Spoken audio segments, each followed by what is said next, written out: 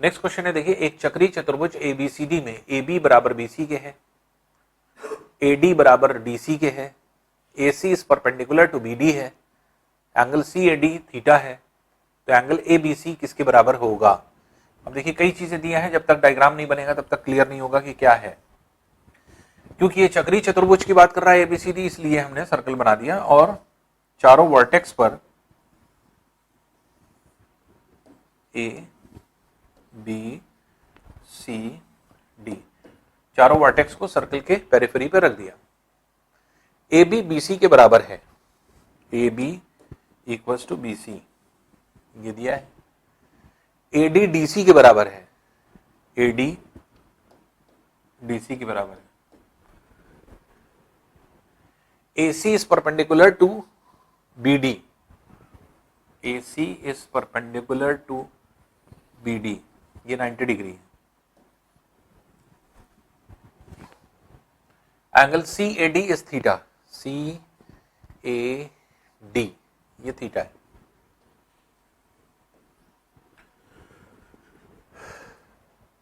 तो angle ABC निकालना है, ABC की वैल्यू कैलकुलेट करनी है।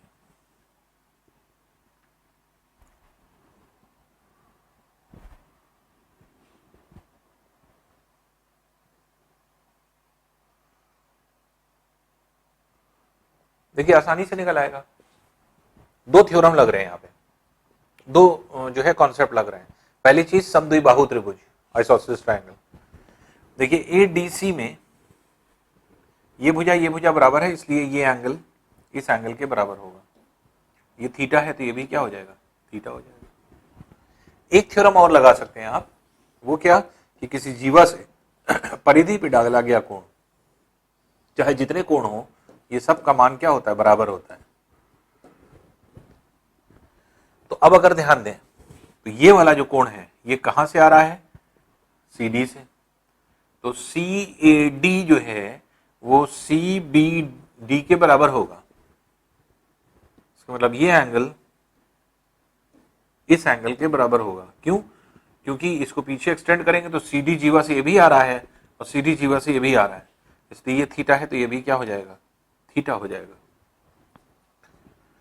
सिमिलरली अगर इस एंगल को देखें, AD जीवा से ये कोण आ रहा है, AD जीवा से ये भी कोण आ रहा है, तो ये एंगल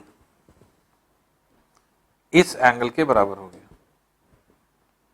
ये थीटा है, ये भी क्या हो गया, थीटा हो गया। तो एंगल CBD किसके बराबर हो गया, पहले स्टेप लिख लीजिए तो जिससे कि आपको गड़बड़ाई नहीं। हम स्टार्टिंग से देख लेते हैं। पहले हमने क्या किया, ये जो है आपके आइसोसेलेस ट्रायंगल है, ये एंगल इस एंगल के बराबर किया, तो एंगल ACD बराबर है एंगल CAD के। क्या है, आइसोसेलेस ट्रायंगल, समबाहु त्रिभुज, समद्विबाहु त्रिभुज, तो इसके लिए ये दोनों बराबर हो गए। फिर क्या है, थ्योरम ये वाला लगाया। अब ये वाला थ्योरम दोनों जगह लगेगा। दो कोण पता है, दोनों कोण पे लगा दीजिए। ये CD जीवा से आया हुआ कोण है, CD से, और CD से आया हुआ ये भी कोण है, तो इसलिए एंगल CBD बराबर हो जाएगा एंगल CAD बराबर थीटा के। तो ये कैसे आया, इस थ्योरम से। दूसरी चीज, ये वाला एंगल देख लीजिए, तो ACD एंगल ABD बराबर है एंगल ACD के, ये भी थीटा है। तो इसलिए आपको ABC निकालना था, तो थीटा प्लस थीटा कितना हो जाएगा, दैट इज 2 थीटा। तो इसलिए 2 थीटा इसकी वैल्यू हो। फिर से समझ लीजिए, फिर से बना रहे हैं, फिर से एक्सप्लेन कर देते हैं इसको।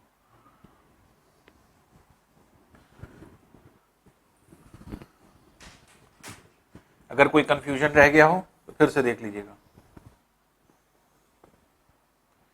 ए बी सी डी एक चक्रीय चतुर्भुज है, साइक्लिक क्वाड्रिलेटरल है, ये कह रहा है।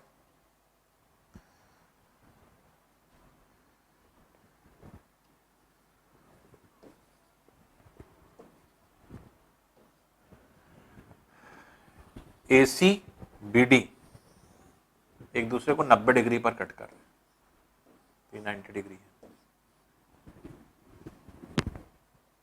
90 डिग्री पर कट कर रहे हैं। A B length B C length के बराबर दिया है, A D length C D length के बराबर दिया है।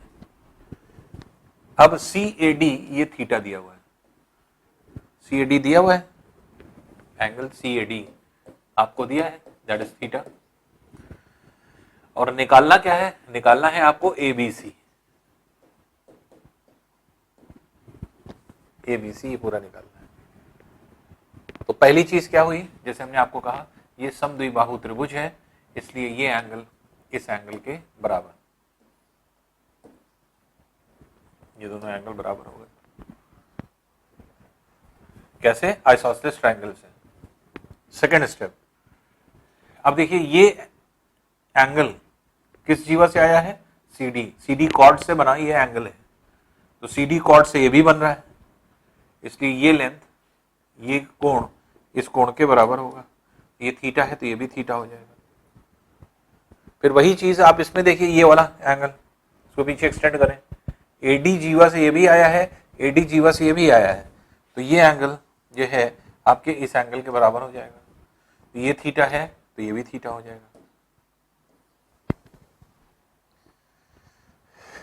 तो ये एंगल इस एंगल के बराबर प्रूफ किया गया है, और ये एंगल इस एंगल के बराबर प्रूफ किया गया, जो किससे कि एक ही जीवा से बनाए गए कोणों से। अब यहाँ पे क्या हो जाएगा, theta plus theta 2 theta answer हो जाएगा। तो इसलिए ए बी सी का मान जो है वो आपके कितना हो जाएगा, क्योंकि यही पूछ रहा है कि एंगल ए बी सी कितना होगा, तो 2 थीटा के बराबर हो जाएगा। आइए नेक्स्ट क्वेश्चन देखें। एक वृत्त पर 4 बिंदु ए बी सी डी हैं, ए सी और बी डी एक बिंदु ई पर प्रतिच्छेदित करते हैं, बी ई सी 130 डिग्री है, ई सी डी 20 डिग्री है, तो एंगल बी ए सी का मान निकालना है। तो बड़ा डायग्राम थोड़ा सा बना लें।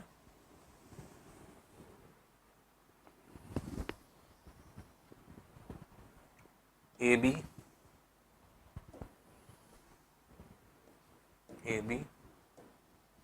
सी डी दो जीवाएं ई पर प्रतिच्छेदित कर दी, ये कह रहा है।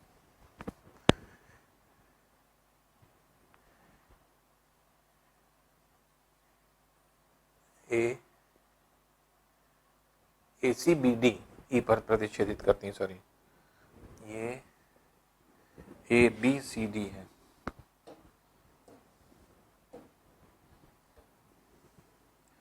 ये बी है, ये सी।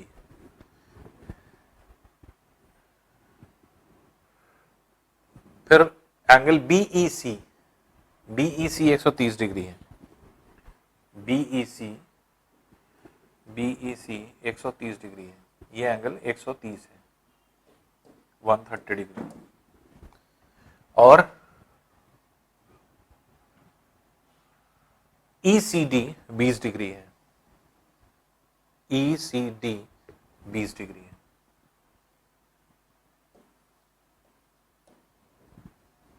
ये 20 degree,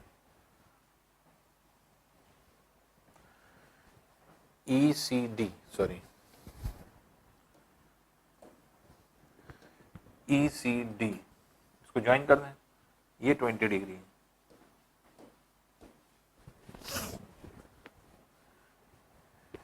ECD is 20 degree. BAC की वैल्यू आपको निकालना है, BAC ये निकालना है आपको, थीटा।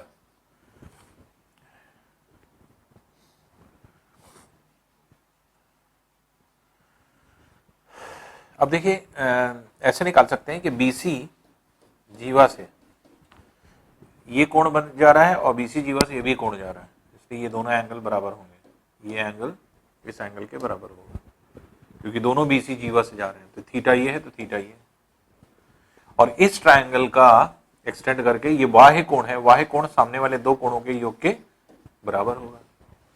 तो थीटा की वैल्यू निकल आएगी।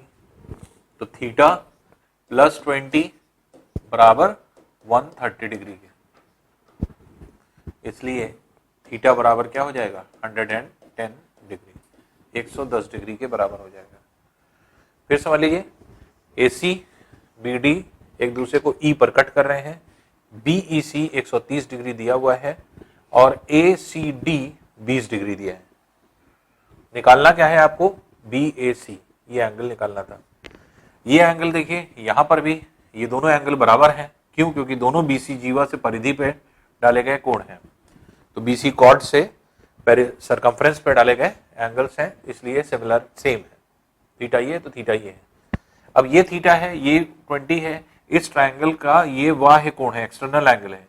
एक्सटर्नल एंगल सामने वाले दो कोणों के योग के बराबर होता है। तो थीटा प्लस 120, थीटा प्लस 20 बराबर 130 के, इसलिए थीटा की वैल्यू कितनी आ जाएगी 110 डिग्री होगी। इसलिए इसका आंसर क्या हो जाएगा 110 डिग्री। तो डी वाला ऑप्शन होगा इसका।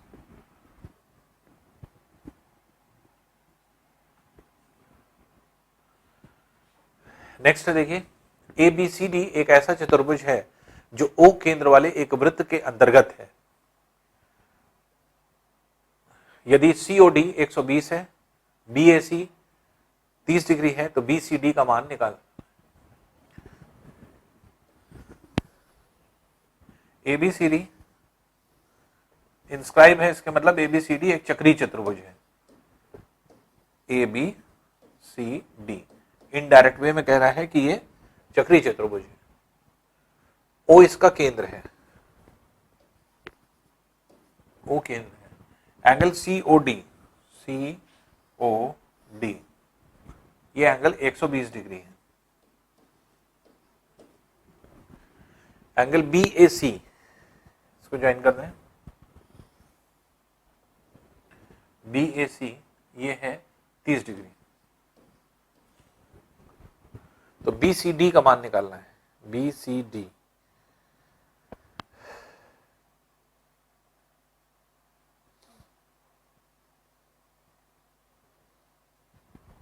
देखिए निकल आएगा।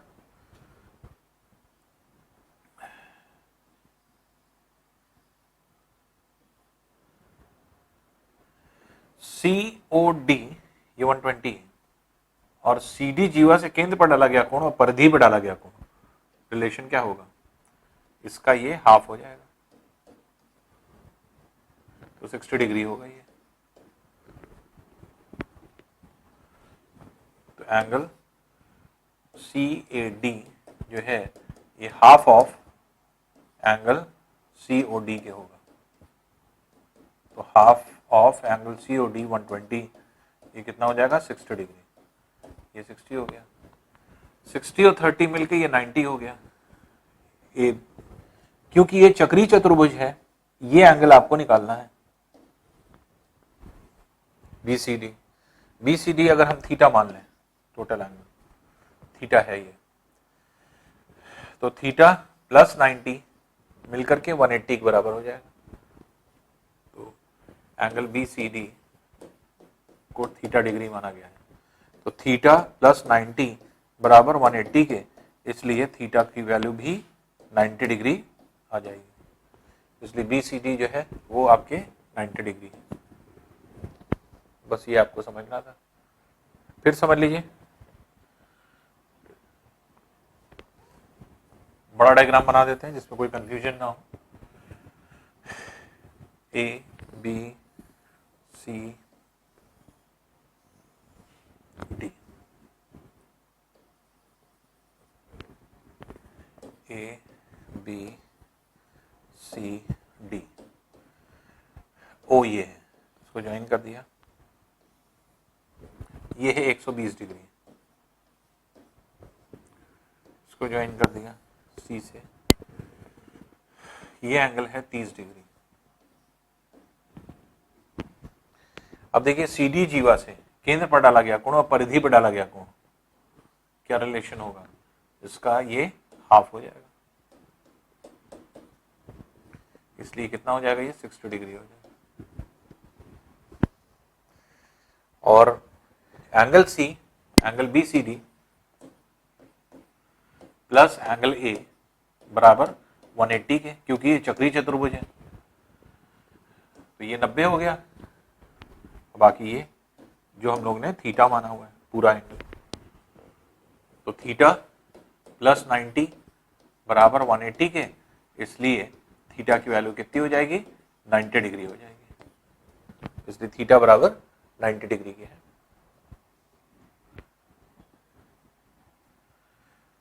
इसका आंसर जो है बी वाला हो जाएगा।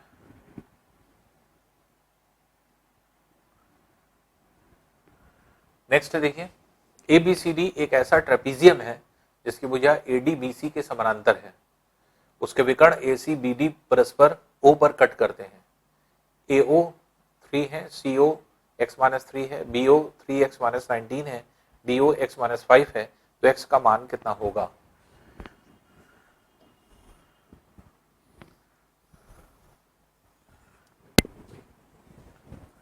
ट्रेपीजियम है, अब देखिए यहां पर इसका हिंदी अनुवाद नहीं दिया है, ये हिंदी में क्या कहते हैं ट्रेपीजियम को, समलंब चतुर्भुज। तो A B C और D, AD कह रहा है पैरेलल टू BC है, AD जो है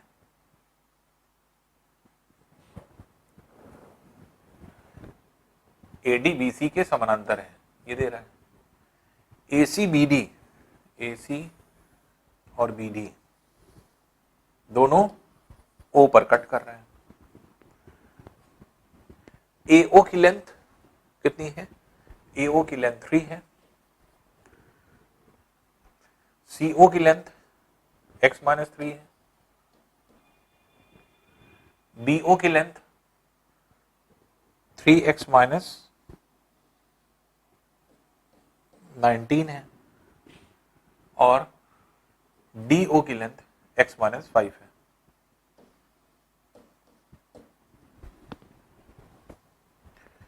तो अगर आप देखें Z का फॉर्मेशन हो रहा है, इसलिए ये एंगल इस एंगल के बराबर, Z का फॉर्मेशन यहां भी हो रहा है, इसलिए ये एंगल इस एंगल के बराबर, एकांतर कोण, ऑल्टरनेट एंगल, ये भी ऑल्टरनेट एंगल है और ये भी ऑल्टरनेट एंगल है, और ये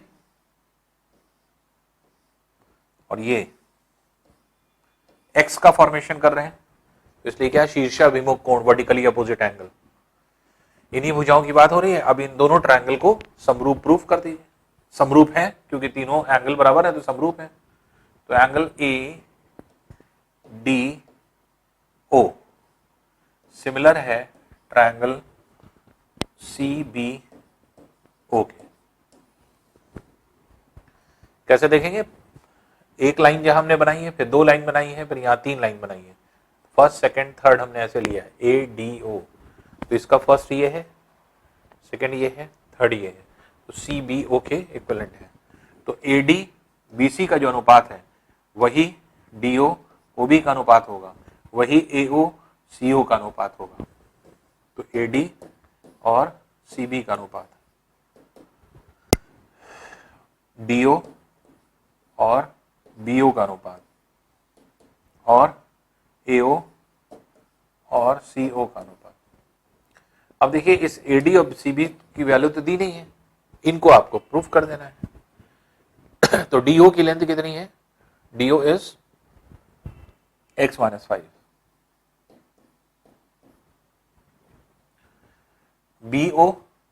BO is 3x-19, AO is 3 और CO is x-3। भाई इसी को सॉल्व कर लीजिए, x की वैल्यू निकल आएगी, x का ही मान निकालना है। तो इसको सॉल्व करते हैं, देखिए x-5 अपॉन 3x-19, ये 3 है, x-3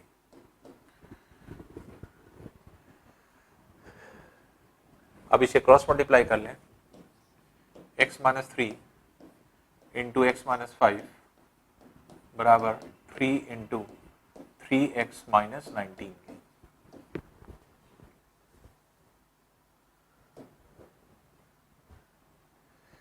x की वैल्यू आ रही है, देखिए x की वैल्यू आ रही है। अब ऑप्शन देखिए, यहां 7 6 12 6 7 10 8 9 है, तो 6 पहले हम चेक कर लें। 6 चेक कर लेंगे तो ये और ये चेक हो जाएगा कि x की जगह 6 आएगा कि नहीं आएगा। तो अब आप क्या करिए, 6 को x बराबर 6 रखते हैं।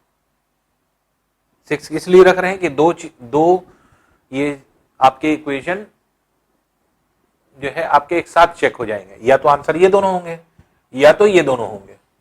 तो इसलिए हमने 6 पहले चेक कर रहे हैं कि x की वैल्यू 6 हो सकती है या नहीं हो सकती, क्योंकि इसको अगर आप सॉल्व करेंगे तो द्विघात समीकरण बन जाए, क्वाड्रेटिक इक्वेशन। मत सॉल्व करिए, वैल्यू रख करके निकालिए, वो ज्यादा बेहतर होगा। पहले हम x बराबर 6 के लिए रखते हैं। तो x बराबर अगर हम 6 रखें तो देखिए ये हो जाएगा 6 minus 3 that is 3 into 6 minus 5 1, ये हो जाएगा 3 इंटू 6 3 से 18 माइनस 9 माइनस 1। क्या ये इसके बराबर है? नहीं है, फॉल्स। इसके मतलब जहां जहां x बराबर 6 आ रहा है वो आंसर नहीं हो सकता, क्योंकि x बराबर 6 नहीं है। तो x बराबर 6 नहीं है, इसके मतलब a और b आंसर नहीं होगा। अब आंसर ये बचा। अब दोनों में से एक चेक कर लीजिए, एक चेक कर लेंगे दूसरा अपने आप चेक हो जाएगा। मान लीजिए हम सी वाला चेक कर लेते हैं, 7 और 10, 7 और 10 रख करके देख लीजिए।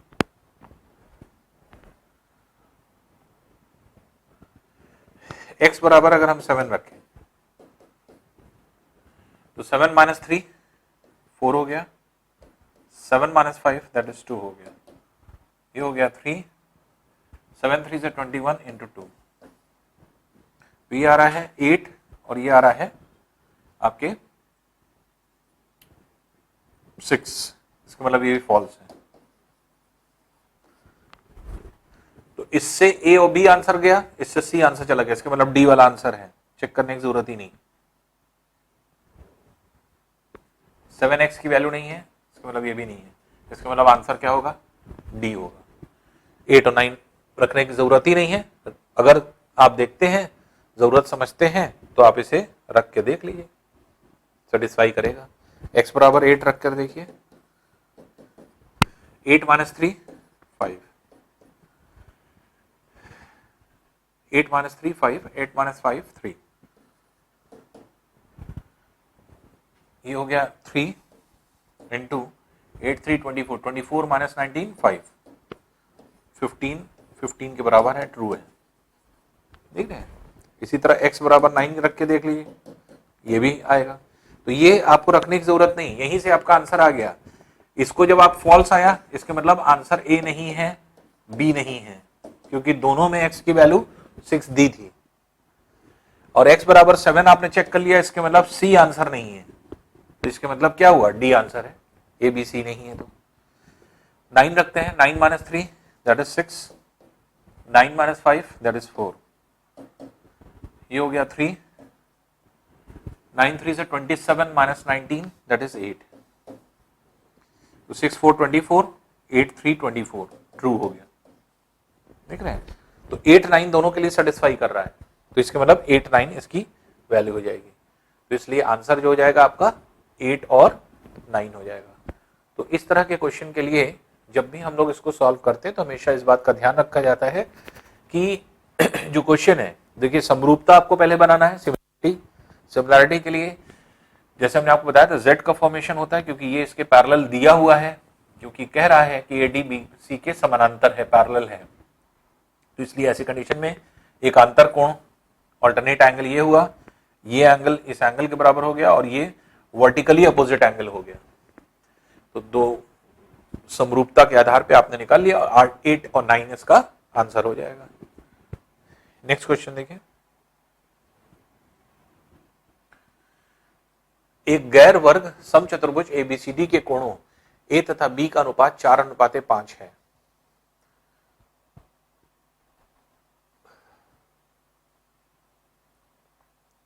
वैल्यू ऑफ सी कितना होगा?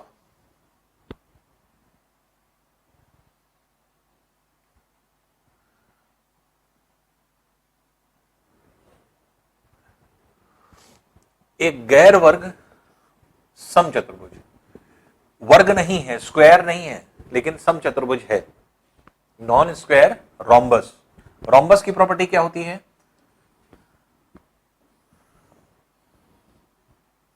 आप जानते हैं रोम्बस की प्रॉपर्टी?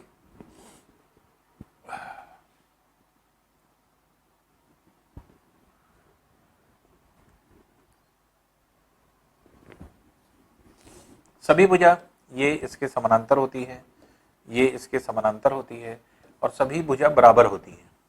ए अगर हमने कह दिया तो सब ये बराबर होती है। अब इसमें कह रहा है एंगल ए और बी का अनुपात 4:5 है।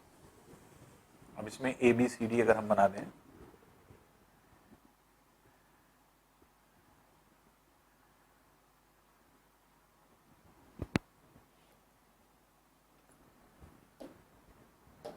ए बी सी डी, इसको अगर हम बना दें तो एंगल ए कह रहा है ये है 4 के रेशियो में, तो 4x इसको मान लें, और ये कह रहा है बी 5 के रेशियो में 5x। तो आप जान रहे हैं कि जब सी बनता है, दो पैरेलल लाइन होती है, ये कोण को इंटीरियर एंगल्स होते हैं, इनका योग 180 डिग्री हो जाता है। ये दोनों सी का फॉर्मेशन हो रहा है, इसलिए 4x प्लस 5x मिलकर के क्या हो जाएगा? 180 डिग्री हो जाएगा। तो 4x प्लस 5x बराबर 180 डिग्री के, दैट इज 9x बराबर 180 के, इसलिए x बराबर 20 के हो गया। x की वैल्यू 20 है। अब एंगल c की वैल्यू आपको निकालना है कि एंगल c की वैल्यू कितनी होगी। तो एंगल c की वैल्यू कैसे निकलेगी? ये एंगल और ये एंगल दोनों 180 के बराबर है, और ये कितना निकल आया? 5x की वैल्यू, 5x की वैल्यू निकल आई 100 डिग्री, क्योंकि x की वैल्यू कितनी निकली? 20, तो 5x 100 डिग्री हो गया। अगर ये 100 है और इन दोनों का टोटल सम 180 आ रहा है, तो इसका मतलब ये क्या हो जाएगा? 80 डिग्री हो जाएगा, इसलिए ये 80 डिग्री है, सी वाला आंसर होगा। फिर समझ लीजिए, जैसे ए बी सी डी की बात अब ये कर रहा है, और ये ए बी सी डी जो आपकी वैल्यू है उसको निकालने में जैसे आपसे कहा जा रहा है कि ये नॉन स्क्वायर है। नॉन स्क्वायर क्यों कह रहा है? क्योंकि एंगल 90 डिग्री हो जाएगा अगर हम स्क्वायर मान लेंगे तो नॉन स्क्वायर होने की वजह से एंगल अलग अलग है, बाकी कोण सबका भुजाएं जो है वो बराबर होंगी। अब एंगल ए और बी का अनुपात दे दिया 4:5, तो 4:5 दिया तो हमने 4x और 5x मान लीजिए कोण को। क्योंकि ये पैरेलल होती हैं लाइन, तो ये को इंटीरियर एंगल बनाएगी, जिसका योग कितना होता है? 180 डिग्री। तो 180 डिग्री योग है, तो ये 4x था, ये 5x था, तो 4x प्लस 5x मिल करके 180 डिग्री के बराबर रखा, जिससे x की वैल्यू 20 आ गई। अगर x की वैल्यू 20 आ गई तो यहां रख देंगे तो ये 80 डिग्री आ जाएगा, और ये यहां रख देंगे तो ये 100 डिग्री आ गया। अब देखिए, ये एंगल चाहे तो इसके बराबर कर दें 80, या आप इसको सी का फॉर्मेशन कर सकते थे, यहां पे बना सकते हैं। सी ये है, ये बी है, ये एंगल क्या है? 180 डिग्री है, दोनों मिल करके को इंटीरियर एंगल। तो फिर से वही को इंटीरियर एंगल आपने बना लिया, ये पैरेलल लाइन है, सी बन रहा है, तो ये एंगल और ये एंगल, तो ये 100 डिग्री निकला है, तो ये कितना हो जाएगा? 80 हो जाएगा, इसलिए ये एंगल कितना हो जाएगा? इसका आंसर सी होगा। नेक्स्ट है, देखिए क्वेश्चन। ओ केंद्र वाले वृत्त पर दो बिंदु ए तथा बी पर स्पर्श रेखाएं पी पर प्रतिच्छेदित करती हैं। यदि चतुर्भुज पी ए ओ बी में ए ओ बी और ए पी बी 5:1 है, तो ए पी बी का मान निकालना है।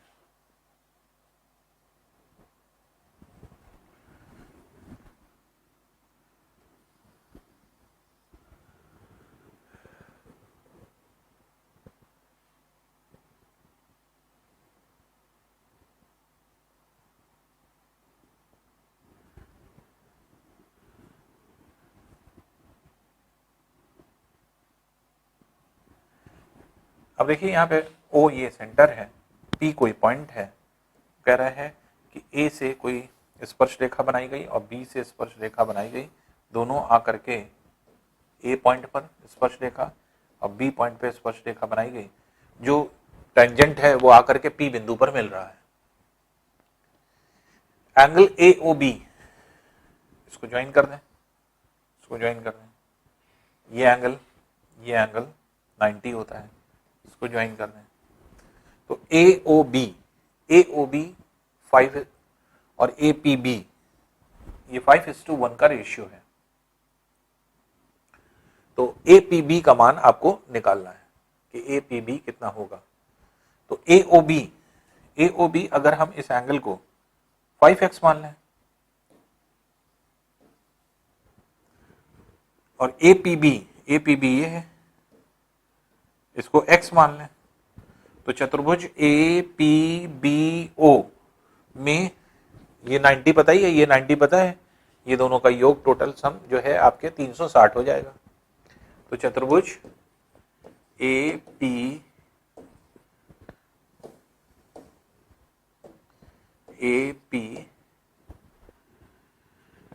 बी ओ में, तो ये हो जाएगा 90 plus x plus 90 plus 5x बराबर 360 डिग्री के,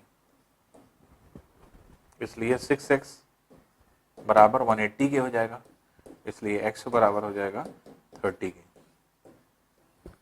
अब x की वैल्यू 30 आ रही है, एंगल ए पी बी निकालना है, ए पी बी ही निकालना था, तो 30 डिग्री आ जाएगा, यही है। फिर समझ लीजिए, बड़ा डायग्राम बना देते हैं। क्वेश्चन कह रहा है कि सर्कल पर दो टेंजेंट्स बनाए गए, एक ए पॉइंट पर, एक बी पॉइंट पर, ओ इसका सेंटर है, जहां टेंजेंट्स मिले वो पी पॉइंट है। अब इसको ज्वाइन कर दिया, इसको ज्वाइन कर दिया, ये 90 हो गया, ये 90 हो गया। कह रहा है ये एंगल 5 गुना है इस एंगल का, 5:1 का रेशियो है ए ओ बी और ए पी बी में। तो इसलिए अगर हम इसको 5x मान लें और इसको x मान लें, तो इस चतुर्भुज में अगर आप देखें क्वाड्रिलेटरल में, तो चतुर्भुज ए पी बी ओ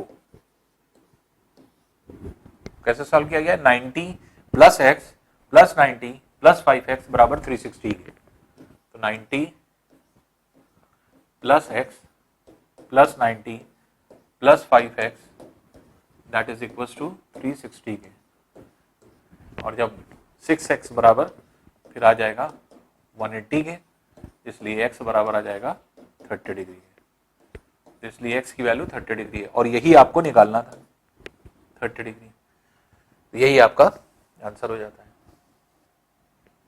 तो देखिए ये था सॉल्यूशन जो कि ज्योमेट्री टेस्ट 2 का था। ज्योमेट्री में देखिए आपने बहुत वास्ट चीजें पढ़नी, मतलब एक्सेस में पढ़ ली, और ऐसी चीजें पढ़नी कि जितने भी तरह के क्वेश्चन अब तक आप पूछे गए हैं जितने भी एग्जाम में, क्योंकि जो हमारा कलेक्शन है ये कलेक्शन आपके एग्जाम के क्वेश्चन से है। अब तक जितने भी क्वेश्चन आए हैं वो सब यहां पर मौजूद हैं, तो इसलिए आप सबको हम हर एक क्वेश्चन डिस्कस कर चुके हैं, हर एक वैरायटी डिस्कस कर चुके हैं, हर एक जो है आपके थ्योरम डिस्कस कर चुके हैं। बस इसको आपको ध्यान रखना है कि हाँ कैसे आप इसको पढ़ेंगे या किस तरह से आप इसको जो है ध्यान से पढ़ेंगे। अगर आप एक बार क्या कायदे से पढ़ लीजिए इसको, तो आप खुद देखेंगे कि खुद ब खुद आपको कमांड हो जाएगा, क्योंकि ज्योमेट्री में जितने क्वेश्चन आते हैं वो बहुत डिफिकल्ट नहीं होते। 10 जगह और बहुत ज्यादा क्वेश्चन लगाने से ज्योमेट्री नहीं आएगी। मैथमेटिक्स में बहुत सारे विद्यार्थियों का भ्रम ये होता है कि हम ढेर सारा क्वेश्चन लगा लें तो हमारा सोल्यूशन हो जाएगा, हम ढेर सारा क्वेश्चन सॉल्व कर लें तो शायद हमें जो है आपके एक तरह से चीजें आ जाएंगी। आपके क्वेश्चंस के सॉल्व करने से प्रैक्टिस आपकी होती है, स्पीड बढ़ेगी, कॉन्फिडेंस आएगा। लेकिन कॉन्फिडेंस कब आएगा, जब सब चीज जानते रहेंगे।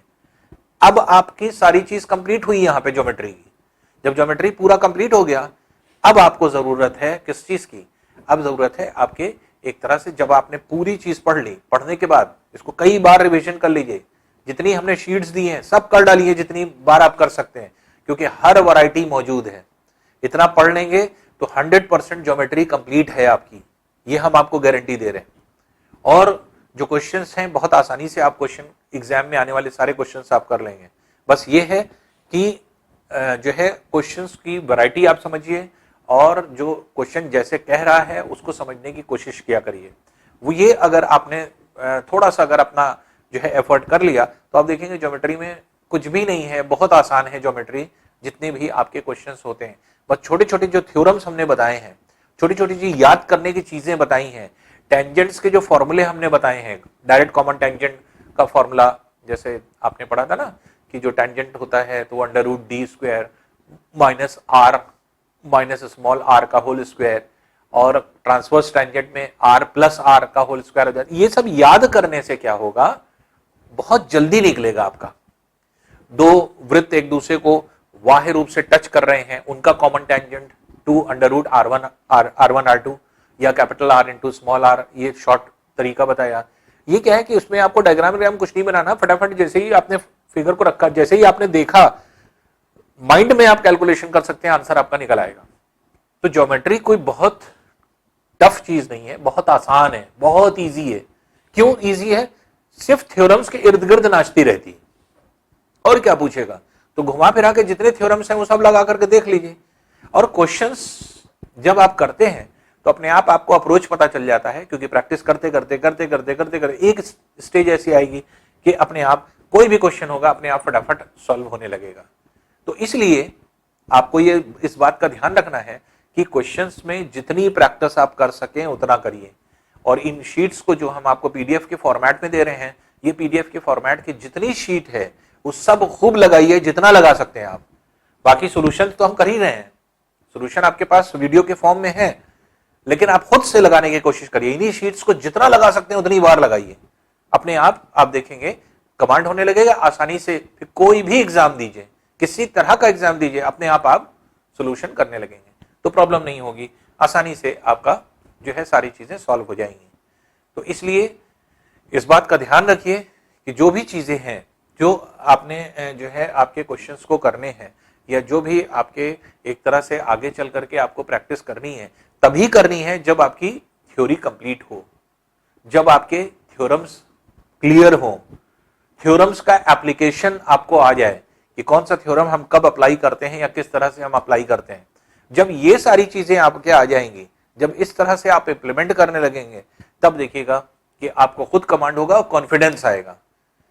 अब तक आप जैसे ट्रिग्नोमेट्री पढ़ी और ज्योमेट्री पढ़ी, इतनी चीज पढ़ने के बाद आपको खुद कॉन्फिडेंस आया होगा कि हम कितनी चीजें जानने लगे, कितनी वास्ट हम चीजों को जानने लगे। हल्का फुल्का जो पढ़ते थे, अब उसकी वास्टनेस हमें समझ में आई कि हाँ एक्चुअल में जो है आपकी डेप्थ कितनी है। तो थोड़ा सा अगर हम आपको ये इसलिए हम बोल रहे हैं बार बार, या इसलिए हम आपको थोड़ा सा, आप कहेंगे सर लेक्चर दे रहे हैं, लेकिन हम इसलिए आपको बोल रहे हैं क्योंकि अगर थोड़ा भी अगर आप में जो है टैलेंट है और थोड़ा सा भी आप हार्ड वर्क करने के इच्छुक हैं, मतलब आपको कुछ एम जो है लेना है और थोड़ा सा हार्ड वर्क कर सकते हैं, आराम से इजीली टीचर आपका गाइड होता है। हमने आपको गाइड किया, हमने आपको सारी चीज दी, सब कुछ पूरा मैटर आपके पास कंप्लीट है, इसके बाहर जाने की जरूरत ही नहीं है, किसी और के जो है मैटर को देखना ही नहीं है। वजह यह है कि ये पूरी कंप्लीट चीज है, इसी को जितना कर सकते हैं आप उतनी बार करिए। अगर आप ये सोचें कि चलिए ये तो पढ़ ही लिया है, अब ये वाली किताब लगा लें, अब ये वाली किताब लगा लें, अब फलाने वाले सर के नोट से पढ़ लें, उससे फिर नहीं आएगा, आप अपना टाइम वेस्ट कर रहे हैं। ज्योमेट्री के जो थ्योरम्स हैं वो फिक्स हैं, उन्हीं पर आधारित क्वेश्चंस बनने हैं। अगर थ्योरम्स की जो संख्या है वो 50 है, तो 50 जो थ्योरम्स होंगे उसी पर क्वेश्चन आएंगे। उसका इंप्लीमेंटेशन कैसे करते हैं, उनका यूज हम लोग कैसे करते हैं, वो आपको समझना पड़ेगा। और वो अगर आप समझ गए कि हाँ उसको कैसे अप्लाई करते हैं, थ्योरम हम लोग कैसे अप्लाई करते हैं, थ्योरम का यूज हम लोग कैसे करते हैं, तो अपने आप आपको सारी चीजें क्लियर हो जाएंगी। तो ये सब चीजें बहुत आसान हैं, बहुत ईजी हैं। बस इन बातों को आपको ध्यान रखना है कि आपका किसी भी तरह का कोई जो एफर्ट आपका है वो जो है आपका खराब ना जाने पाए और जो आप टाइम आपका है वो यूटिलाइज हो सके कि जितना आप पढ़ें टू द पॉइंट पढ़ें। टीचर के नोट से पढ़ना और सेल्फ स्टडी में क्या फर्क है? यही फर्क है कि जब टीचर पढ़ाएगा तो टू द पॉइंट, आपको इधर उधर नहीं भटकना है, सिर्फ वही चीज पढ़ना है। और जब आप सेल्फ स्टडी करेंगे तो आपको ढूंढना पड़ेगा पहले मैटर को, अच्छा ये पढ़े कि ना पढ़े, ये पढ़े कि ना पढ़े, इसको स्टार्ट करें कि ना करें, तो तब आपका ये हो जाता है। तो इसलिए दोनों में बहुत वास्ट डिफरेंस है। सेल्फ स्टडी आपको धीरे धीरे कॉन्फिडेंस दिलाएगी, आपको बहुत ज्यादा पढ़ना पड़ेगा। जो आप सेल्फ स्टडी में 10 घंटे में पढ़ेंगे तो हो सकता है टीचर आपको 1 घंटे में परोस करके दे दे। तो ये जो है आपके एक तरह से, क्योंकि जब तक आप पूरी जिस्ट को नहीं जानेंगे, जितने थ्योरम्स हैं, जितने थ्योरम्स को हमने आपको एक साथ बना करके आपके पास पेश कर दिया, आपको दे दिया, उतनी चीज अगर आप इंप्लीमेंट करना चाहें या खुद से पढ़ना चाहें तो आपको कंपैरेटिवली ज्यादा टाइम लगेगा, 2 गुना 3 गुना 4 गुना। फिर समझना भी पड़ेगा। हम जो चीजें समझा रहे हैं इजीली आपके समझ में आ रहा है, ये इसको समझने में हो सकता है कि आपने 50 चीजें हैं, 50 में से दिमाग लगाया, 30 चीज समझ में आ गई, 20 चीज में कंफ्यूजन है, 10 एकदम ही नहीं समझ में आई, 10 में कंफ्यूजन है। इस तरह से होगा। सेल्फ स्टडी ये होती है। तो सेल्फ स्टडी तब होती है जब आप कंप्लीट चीज जानते रहें, पूरी थॉरो नॉलेज हो। और जब आपकी सारी चीजें, हमने देखी ट्रिग्नोमेट्री बहुत वास्ट पढ़ाई, ज्योमेट्री बहुत वास्ट पढ़ाई, इसलिए ज्योमेट्री और ट्रिग्नोमेट्री की कोई चीज नहीं छूट सकती, क्योंकि हर एक चीज हम लोगों ने कवर अप करने की कोशिश की है। और इतनी चीज अगर आप पढ़ देंगे तो आपको हम गारंटी दे रहे हैं कि आपका एग्जाम का किसी भी तरह का पेपर होगा, किसी भी एग्जाम में बैठिए आप, चाहे वो लेवल 1 का हो चाहे लेवल 2 का हो, टियर 1 टियर 2 कोई भी आप दे रहे हो। टियर 1 में तो बहुत ही आसान क्वेश्चन आते हैं, आपको हलवे क्वेश्चन दिखाई पड़ेंगे इतना वास्ट पढ़ने के बाद। टियर 2 भी कोई ऐसा क्वेश्चन नहीं होगा जो आप नहीं कर सकते। ये हम आपको कॉन्फिडेंस दे रहे हैं, हम आपको 100% बता रहे हैं कि इतना पढ़ने के बाद, यहां पे पहुंचने के बाद आपको कोई भी ट्रिग्नोमेट्री और कोई भी ज्योमेट्री क्वेश्चन अब आप नहीं छोड़ेंगे, क्योंकि 2 चीज हम लोगों की कंप्लीट हो गई। अब हम लोग आगे तीसरे स्टेज से स्टार्ट करना शुरू करेंगे। तो अब इस तरह की चीजें जो हम लोग यहाँ पे पढ़ रहे हैं या जो भी चीजें हम लोग इंप्लीमेंट कर रहे हैं, उन चीजों को अगर हम ध्यान दें तो अपने आप हम लोग देखेंगे कि जितनी भी जो आपके क्वेश्चंस होते हैं जो हम लोग कर रहे हैं, जितनी भी आपके एक तरह से पेपर होते हैं हम लोग सॉल्व करते हैं, जितनी बुक हम लोग सॉल्व करते हैं, तो उस सब में हम लोग क्या करते हैं, वैरायटी ऑफ क्वेश्चंस, कि इतने क्वेश्चंस यहां कर लिया, यहां कर लिया, यहां कर लिया। लेकिन अगर आपको एक समेट करके मैटर दे दिया जाए और कहा जाए कि यही पढ़ डालो, तो वही चीज है। टीचर का जो मैटर है, जो हमारा पीडीएफ है, ये पीडीएफ अगर आप देखेंगे तो ये पूरे अब तक के आए हुए सभी क्वेश्चन को इंक्लूड करता है। जितने भी एग्जाम आपने दिए होंगे वो सारे के सारे एग्जाम जो है आसानी से आपके इससे निकल सकते हैं और सारे क्वेश्चंस लगभग आप सॉल्व कर सकते हैं, क्योंकि हर एक क्वेश्चन यहां पर मौजूद है जिसको हम लोग ने डिस्कस किया। एक सिंगल क्वेश्चन भी नहीं छोड़ा है, जैसा कि हर पार्ट में इसी तरह से होगा। तो ज्योमेट्री को बढ़िया से देखिए, क्योंकि आपके एंड हुआ ज्योमेट्री का यहाँ पे।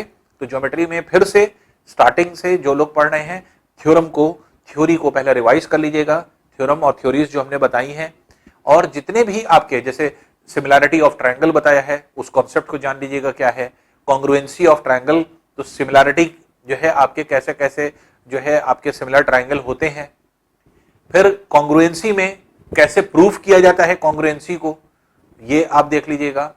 सिमिलैरिटी ऑफ ट्रायंगल पे आपने देखा ढेर सारे क्वेश्चंस आपने सॉल्व किए ज्योमेट्री में, जो कि आपकी सिमिलैरिटी पर बेस्ड होते हैं, खूब आते हैं क्वेश्चन। कॉन्ग्रुएंसी पर बहुत ही कम होते हैं जो कि आपके आते हैं। दूसरी चीज जो है आपके कुछ ऐसे क्वेश्चंस जैसे थ्योरम्स पर बेस्ड जो आपके क्वेश्चंस हैं, कुछ डायरेक्ट थ्योरम पता है फटाक से निकल आएगा, थ्योरम नहीं लगा पा रहे हैं, भूल गए, तो आप घुमाते फिर आते आंसर निकाल रहे हैं, लेकिन बहुत ज्यादा टाइम लग रहा है। तो एग्जाम जो है हम लोगों का वनडे एग्जाम, वो क्या है कि कम टाइम में ज्यादा क्वेश्चन करने का है।